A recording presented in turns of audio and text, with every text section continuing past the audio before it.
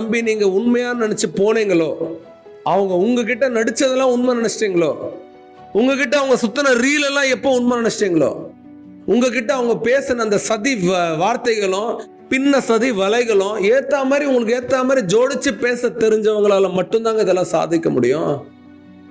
குடும்பத்தை கெடுக்கிறதுல அவங்க ஸ்பெஷலிஸ்ட், உறவுகளை கெடுக்கிறதுல அவங்க பெஸ்ட், நம்பர் 1. நல்லவங்களை பிரிச்சு நாசமாக்குறதுல அவங்க டாக்டரேட் வாங்கியிருக்காங்க. அந்த உறவுகளோட போய் என்னங்க சாதிக்க போறீங்க?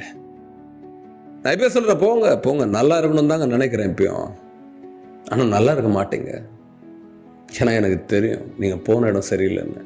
ஏன்னா பட்டு தெளிஞ்சு ஒரு விஷயத்த செய்யறவனோட செஞ்சு பட்டு தெளிகிற மனுஷன் பெரிய அனுபவத்தை அவன் பெறுவான்னு நினைக்கிறேன். அந்த அனுபவம் உங்களுக்கும் கிடைக்கணும் அப்படின்னு நான் கேட்டுக்கிறேன். நன்றி.